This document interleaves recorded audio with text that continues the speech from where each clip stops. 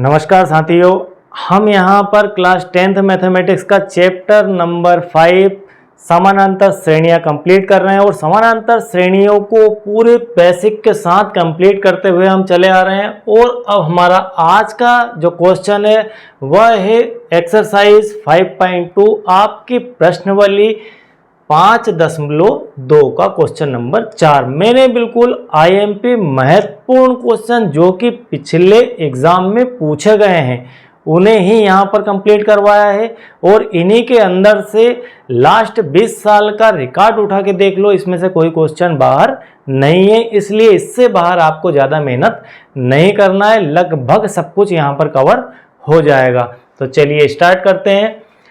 AP हमारी ये 3, 8, 13, 18 का कौन सा पद 78 है। हमने सारे वेरिएशन यहाँ पर कंप्लीट किए हैं। अब एक नया वेरिएशन यहाँ पर आ गया है। एपी दी गई है, क्या दी है?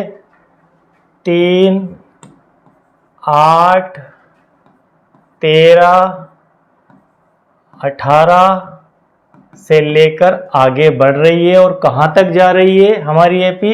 हमारी एपी जा रही है 78 तक। का कौन सा पद 78 है?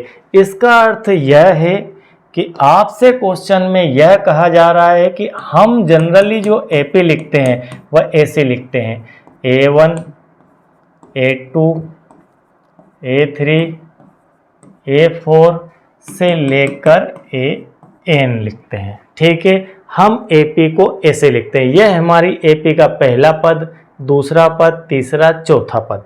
ठीक है, पद का मान नहीं, ये पद का नंबर है कि पहली पोजीशन के ऊपर A1 है, दूसरे पे A2, तीसरी पोजीशन को A3, चौथी को, और इस पोजीशन को हम AN कहते हैं। तो पहली पोजीशन के ऊपर 3 है और दूसरी पोजीशन के ऊपर 8 है। इसी प्रकार AN पोजीशन के ऊपर 8 है और AN को ही हम फाइनली क्या लिख देते हैं? AN equal to A plus AN minus 1 into D लिखा जाता है AN को। ठीक है, ये आप बेहतर जानते हैं, हम 5-6 क्वेश्चन इसमें के कर चुके हैं। हमें यह पता करना है कि अगर हम इधर से गिनती करते हुए जाएं, 1, 2, 3, 4 से लेकर जाएं, तो ये 78 कितने नंबर पर आएगा, मतलब AN की वैल्यू क्या होगी, यह हमें पता करना है। तो इसके लिए हमें क्या क्या चाहिए? A की वैल्यू चाहिए और D की वैल्यू चाहिए। तो सबसे पहले हम A की वैल्यू निकाल लेते हैं। यहाँ निकालते हैं A बराबर कितना दिया है? 3 दिया है। D बराबर कितना दिया है? D बराबर हम सेकंड पद में से फर्स्ट पद को घटाते हैं, मतलब 8 माइनस 3, तो D का मान आ जाता है आपका 5। तो D का मान फाइनली प्राप्त होता है 5 और A का मान फाइनली आ जाता है 3। ठीक है, यह आ चुका है। अब हमें क्या करना है? अब हमें निकालना है N का मान, कितने नंबर है। जैसा कि हमने पिछले क्वेश्चन में, जस्ट इससे पहले वाला जो लास्ट लेक्चर था उसमें यह क्वेश्चन कंप्लीट किया था। इसमें 3 से विभाजित, मतलब आपकी 12 से चालू हुई थी 99 तक, तो लास्ट को हमने 99 को एन के रूप में यूज़ किया था। ऐसा ही यहाँ पर है, लेकिन यहाँ पर सीक्वेंस अलग प्रकार की है। ठीक है, अब हम इसे जस्ट पिछले क्वेश्चन की तरह ही यूज़ करते हैं। यहाँ पर AN की वैल्यू क्या दी है? 78। तो हम यहाँ पर और लिख लेते हैं कि AN इक्वल टू 78 भी दिया गया है। ठीक है, तो यह 3 वैल्यू हमें प्राप्त हुई और हमें ज्ञात करना है N। क्या फाइंड करना है? हम उसे भी लिख देते हैं। N हमें निकालना है, N की वैल्यू फाइंड करना है। तो हम यहाँ पर फार्मूला AN का यूज़ करते हैं। N equal to A plus N minus 1 into D।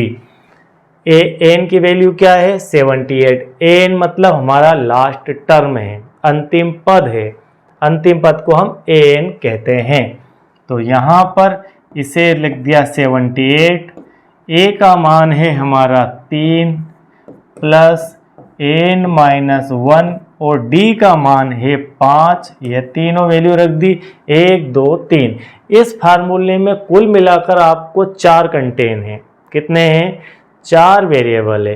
कौन से 4 वेरिएबल, एक एन, एक ए, एक एन और डी। इसमें से आपको 3 वेरिएबल पता होना चाहिए तो आप चौथा वेरिएबल पता कर सकते हैं। और यदि आपको 2 वेरिएबल पता है तो आपको फिर एक लीनियर इक्वेशन तैयार होगी। तो वहाँ पर क्वेश्चन कुछ अलग तरह का रहेगा, 2 पार्ट में रहेगा, 2 अलग अलग सीक्वेंस की बात होगी या एक सीक्वेंस में 2 भाग की बात होगी। तो वहाँ पर उसका कंपैरिजन होकर ए और डी निकलेगा। तो 2 तरह के वेरिएशन क्वेश्चनों के यहाँ पर देखने को मिलते हैं। या तो 4 में से कोई 3 दे रखेंगे और एक फाइंड करना होगी, एक ज्ञात करना होगी। अब इसे फाइंड कर लेते हैं। 78 3 + 5n - 5। अब आप एक काम कीजिए, 5n उधर रखिए, बाकी इधर ले आइए। तो 78 - 3 और ये प्लस का 5 = 5n। ठीक है, 78 और 5 कितने होते हैं, या 78 में से 3 घटा दीजिए तो यहाँ 75 और 5 होते हैं 80 = 5n। तो यहाँ n की वैल्यू निकालना है। तो 5n = 80। तो n = 80/5 और n = 5 से अगर आप 80 को भाग लगाएं तो 16 बार चला जाएगा और n की वैल्यू फाइनली प्राप्त होती है 16। अब इसकी समीक्षा कर लेते हैं। इसका फाइनल सेंटेंस बोल देता हूं मैं कि इसका अर्थ क्या है। इसका अर्थ ये n = 16 का, 16 का, कि आपके यहाँ पर पद हैं 16। इस एपी के अंदर कितने पद है, 16 पद है। 1 2 3 4, 1 2 3 4 ऐसे करके यहाँ 16 आएंगे।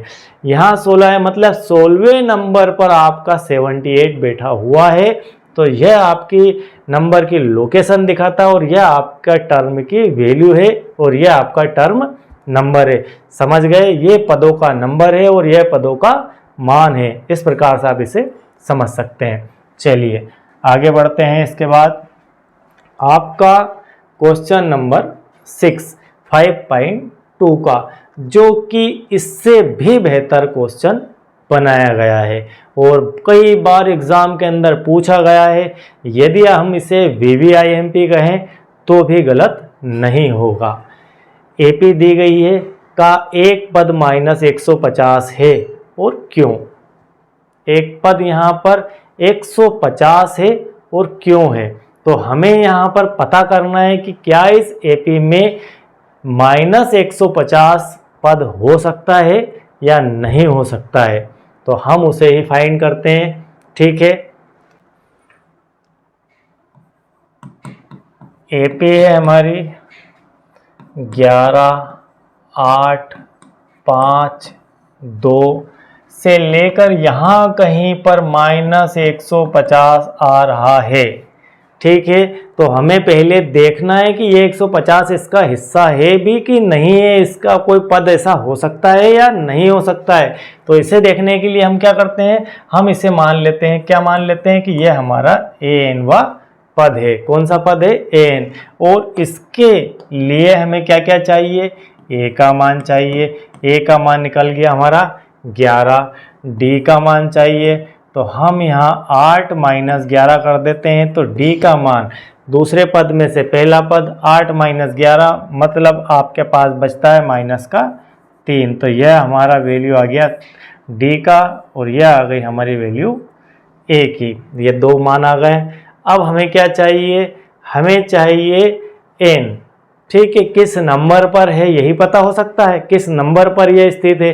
तो an की जगह हम यूज़ कर लेंगे an = -150। यह हम यूज़ कर लेंगे और n की वैल्यू फाइनली हम पता कर लेते हैं। ठीक है, 1 2 3 4, 4 हमारी राशियां हो गई, 4 हमारे चर हो गए। 4 चरों में से 3 चर हमें पता है, तो चौथे चर को हम निकाल लेते हैं।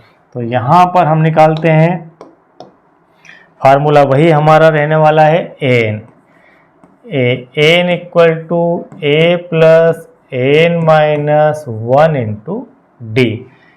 an की वैल्यू -150 बराबर a की वैल्यू है 11 धन n की वैल्यू पता करना है, तो n-1, d का मान है -3। सॉल्व कर लेते हैं इसे, तो -150 11 ऋण 3n, ऋण 3 का n से और प्लस, तो ये 3n और माइनस माइनस प्लस 3, 3n को उधर छोड़ देते हैं, बाकी इधर ले आते हैं, तो -150 ऋण 11 और ऋण का 3 बराबर -3n।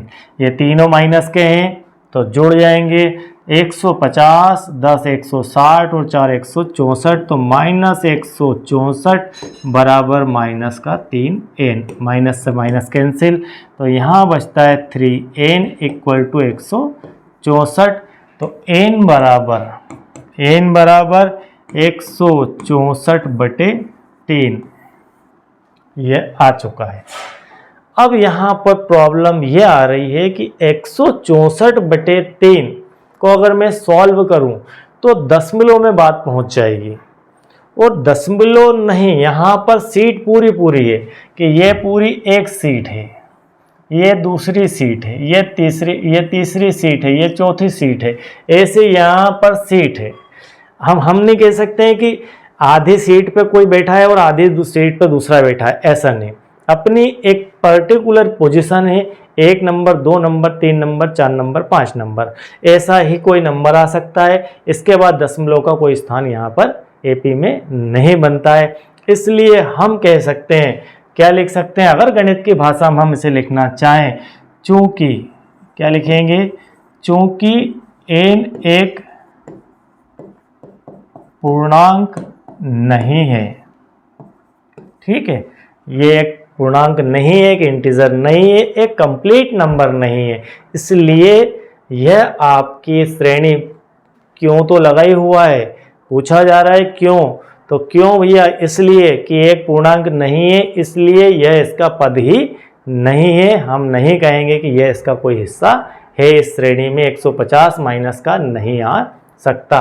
बात खत्म होती है, और नोट डाउन कर लीजिए, बहुत ही आईएमपी क्वेश्चन है, देखने में टेढ़ा मेढ़ा है लेकिन बहुत सरल है, ठीक है। अब आपका क्वेश्चन नंबर 11 एक्सरसाइज 5.2 का, यह क्वेश्चन भी इन सब क्वेश्चनों का फुफाजी ही समझ लीजिए, ठीक है, तो यह भी आता ही रहता है। तो आप इस क्वेश्चन को VVIMP समझ के करिए, ठीक है, बहुत ही बढ़िया क्वेश्चन है। अब पहले इसका बेसिक समझते हैं कि ये है क्या क्वेश्चन। आंसर, हम सबसे पहले यह समझते हैं कि इसका मीनिंग क्या है। एपी आपकी दी गई है 3, 15, 27, 39, क्या दी है, एपी दी गई है 3, 15, 27, 39 का कौन सा पद, भाई ये सीरीज बढ़ रही है, इस सीरीज में कौन सा पद उसके 54वें पद से 132 अधिक होगा। पहले इसका मीनिंग समझ लीजिए, उसके 54वें पद मतलब इसमें कौन सा एक पद है, 54th पद है, मतलब A54 नंबर का कोई टर्म यहाँ पर है। हम इसे दूसरे कलर से लिखेंगे आपके लिए, क्या है, A54 नंबर का कोई टर्म यहाँ पर है। इस सीक्वेंस में 54 नंबर का कोई टर्म है, वे पद से 132 अधिक होगा, मतलब इस पद से 132 अधिक होगा, वो कौन सा पद होगा, उसका मान हमें पता करना है। तो मान लीजिए कि यहाँ से सीक्वेंस आगे बढ़ी और यहाँ पर कहीं अपने को वो पद मिल गया है जिसकी हमें तलाश थी।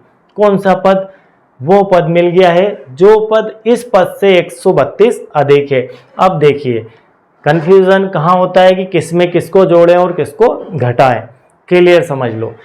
3, 15, 27, 39 सीरीज आपकी किधर चल रही है, पॉजिटिव चल रही है, प्लस में चल रही है, बढ़ रही है, घट रही है, तो कौन सा ऑर्डर में है, बढ़ते क्रम में है। सीरीज कैसे क्रम में है, बढ़ते क्रम में।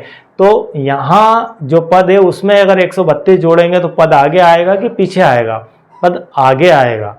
अगर सीरीज माइनस में चलती तो इस पद को मैं इस तरफ लिखता, कहीं इस तरफ आता ये पद, ठीक है। और यहाँ पर क्या दिया गया है कि यह जो पद an है, यह an जो पद है यह आपके A54 से 132 ज़्यादा है। ये लिखा हुआ है ना कि 54वें पद से अधिक है, तो यह जो पद का मान है इस पद की वैल्यू इस पद से 54वें पद से 132 अधिक है। बस इसी को बेस बनाकर क्वेश्चन सॉल्व करना है। तो चलिए सॉल्व करते हैं। a का मान यहाँ पर क्या आएगा, हम लिख सकते हैं यहाँ पर a का मान, a हमारे पास दिया गया है 3। सार्वंतर ज्ञात कर लेते हैं तो d का मान निकलता है यहाँ पर 15 माइनस 3। तो 15 माइनस 3, एक तो ये आपका a का मान आ गया और d का मान फाइनली आ जाएगा 12। ये आपका d का मान आ गया। अब आपके पास क्या और दिया है, A54 दिया है। A54 की कोई वैल्यू है क्या, नहीं है। an की कोई वैल्यू है क्या, नहीं है। कुल मिलाकर हमें यह दिया है an equal to A54 plus 132। इसे ही उपयोग करके चलना होगा, ठीक है। इसे बढ़ाते हैं आगे, तो हमारे पास फाइनली क्या आया, an equal to A54 plus 132 ये आया प्रश्न के अनुसार। an को क्या लिखते हैं, a plus n minus 1 into D, यह लिखा जाता है।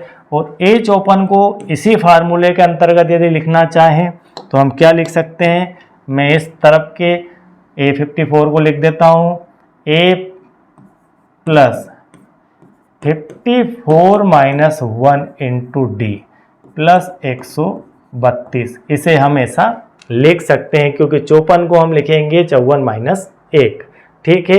एक कम लिखते हैं, इसीलिए हम an को an माइनस 1 लिखते हैं।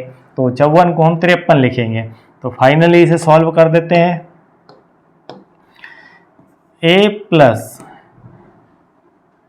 वैल्यू रखते हैं पहले इसकी, इसमें जो जो वैल्यू दी गई है, a का मान दिया है 3, ये रख दिया 3। n का मान फाइंड करना है तो n माइनस 1, d का मान है 12 बराबर a की वैल्यू यहाँ पर है 3 प्लस यह हो गया आपका 53, d का मान 12 धन 132। इसे हल कर दो तो यहाँ पर आपका है 3 धन 12 n माइनस 12 बराबर 3 धन 12 36, ठीक है। और 12 पंजे 60 और 3 63, ये हो गया प्लस 132, ठीक है। अब 12n को छोड़कर बाकी सबको उस तरफ ले जाते हैं तो यहाँ बचता है 12n इक्वल टू 3 धन 636 धन 132। बड़े ध्यानपूर्वक, अब 3 उधर गया तो माइनस का हो चुका है और 12 उस तरफ गया तो प्लस का 12 हो चुका है। अब हम इसमें से कैंसिलेशन देखते हैं क्या क्या है, 3 का और माइनस 3 का कैंसिलेशन हो गया, कम से कम यह तो प्लस माइनस में कम हुआ। तो 12n बराबर, अब देखते हैं और क्या प्लस माइनस हो सकता है। यहाँ पर 132 है, 636 है और 12 है, इनको जोड़ देते हैं हम तो 6 2 8 और 2 10, ये हो गया आपका 0। 6 2 8 और 2 10, ये 12 प्लस में हो गया ना, 12 माइनस, ठीक है।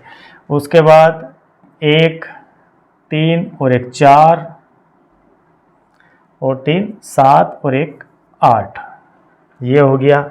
अब 6 और 1 7, ये हो गया 780। कुल मिला के आपके पास आ जाता है कि 12n बराबर 780। तो n बराबर 780 बटे 12, तो n बराबर 12 छंग कितना होता है, 12 पंजे 60, 12 छंग थोड़ा सा 12 छंग 72 और बचता है हमारे पास 6 और 12 पंजे 60। तो कुल मिलाकर फाइनली यहाँ आ जाता है n का मान 65। तो कहने का अर्थ ये है कि अब फाइनली स्टेटमेंट हम जारी करते हैं क्वेश्चन के अकॉर्डिंग कि एन हमारा 65 है। 65 क्या है? यह जो एन आया है एन, यह 65वीं पोजीशन का नंबर है। कौन सा? मतलब इस एपी का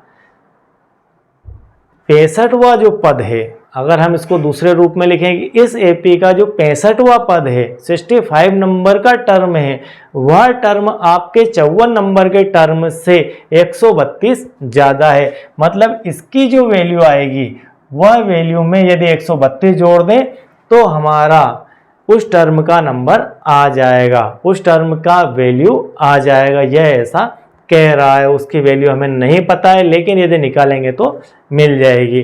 तो यहाँ पर ऐसा नहीं कहा गया है, सिर्फ यही कहा गया है कि आप उस पद का नंबर पता करिए कि वह कौन सा पद है।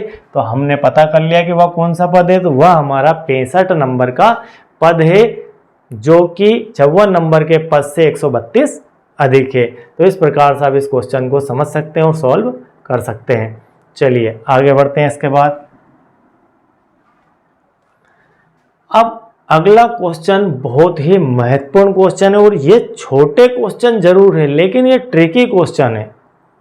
आसानी से हल भी हो जाते हैं और नहीं भी होते हैं। अगर आपको ज़्यादा जानकारी नहीं है संख्यात्मक, तो आप इसे गलत करके आ जाएंगे, और हर शब्द का मीनिंग आपको अगर क्लियर है तो आप इसे सॉल्व करके आ जाएंगे।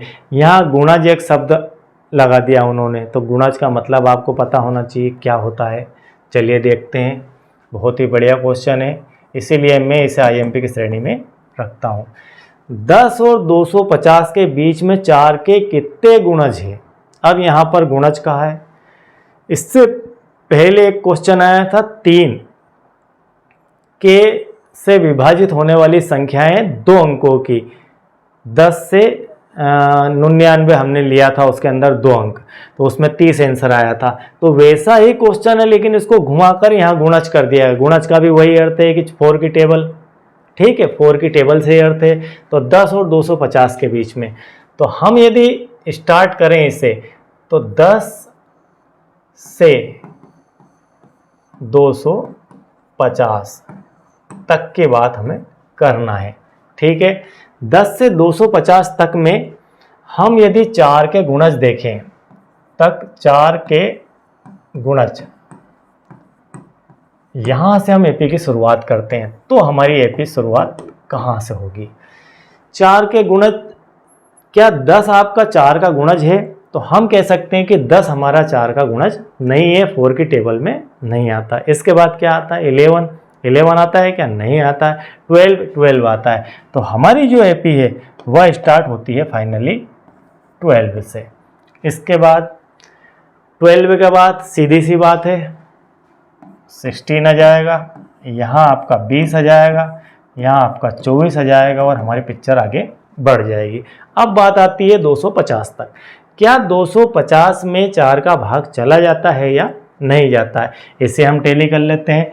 यह आपका 250, कभी भी ज़रूरत लगे इस प्रकार के तो आप ऐसे करिए। 4 छंके 24 बचती है हमारे पास, यहाँ 1 और 2, 4 दूना 8, और यहाँ बचता है 2। क्या बच रहा है शेषफल में? 2। यदि इस शेषफल को हम हटा दें तो पूरा पूरा भाग चला जाएगा। मतलब इस शेषफल को कहाँ से कम करना है? इस शेषफल को उठा के आप 250 से घटा दीजिए। मतलब आप कर दीजिए 250 माइनस 2, मतलब 248 वह संख्या है जो 4 से पूरी तरह से विभाजित हो जाएगी। तो फाइनली यहाँ लिख देंगे 248। अब हमारी एपी कंप्लीट हो चुकी है। अब हमें यहाँ पर a बराबर 12 दिख रहा है, d बराबर 4 दिख रहा है, और n की जो वैल्यू है वो हमें 248 दिख रही है। और पता क्या करना है? कितने गुणज है, मतलब 4 के कितने मल्टीपल है। तो 4 के मल्टीपल निकालने का अर्थ है कि हमें n की वैल्यू निकालना है, ठीक है। ये हमने हमारा मसाला तैयार कर लिया है। अब हमें सीधा सा इसको बघार लगाना है, ठीक है। कच्चा मटेरियल हमारे पास आ चुका है। अब बिल्कुल इसे फाइनल कर देते हैं। तो ए एन क्या करेंगे? फार्मूला वही, A N equal to A plus N minus 1 into D. हमने लगा दिया यहाँ पर फार्मूला, वैल्यू रख देते हैं। ए एन की हो गई वैल्यू 248, ए की वैल्यू है 12, एन माइनस 1, एन की वैल्यू पता करना है, डी की वैल्यू है हमारी 4, ये रख दी। तो 248 बराबर 12 धन 4 एन माइनस 4, तो 4 एन बराबर, इन सबको इधर ले आए तो 248 माइनस 12 प्लस का 4। ठीक है, दोनों की मैंने ऑलरेडी एक स्टेप पहले ही कर दी पलटी, जो उस तरफ बाद में करना होती है। ठीक है, ऐसा आ जाएगा।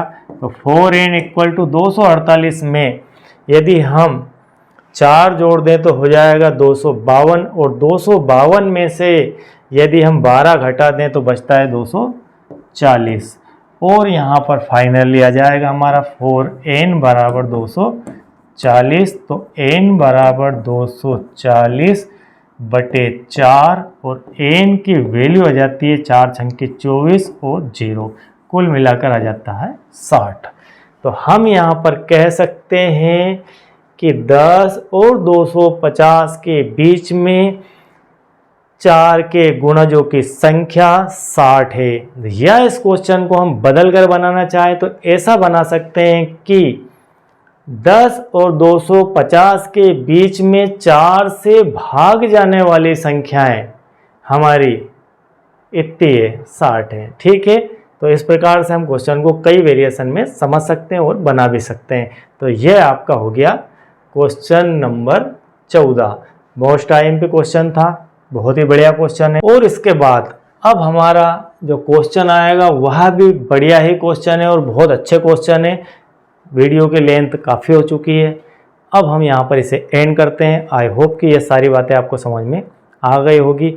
यदि आप मेरे साथ बने रहेंगे, डीपी एडुटेरिया को फॉलो करते रहेंगे, देखते रहेंगे, तो डेफिनेट 100% गारंटेड आपको 100 में से 100 मार्क्स मिल ही जाएंगे। क्यों कि हम आपको इतना कुछ बेसिक और कम कंटेंट के अंदर, बहुत कम कंटेंट में आपको इतना बढ़िया मैं कंप्लीट कर दूंगा कि आप शायद विचार भी नहीं कर सकते कि हमारा मैथ्स कितना बढ़िया हो जाएगा। तो यदि आप कनेक्ट हैं तो कनेक्ट रहिए, देखते रहिए। हम बिल्कुल सिलेक्टिव पढ़ रहे हैं, लास्ट ईयर के सारे क्वेश्चन कंप्लीट कर रहे हैं और इससे संबंधित सारे क्वेश्चन और भी कंप्लीट कर लेंगे। ठीक है, सारे ऑब्जेक्टिव आपको इस सेशन में ही बता दिए जाएंगे।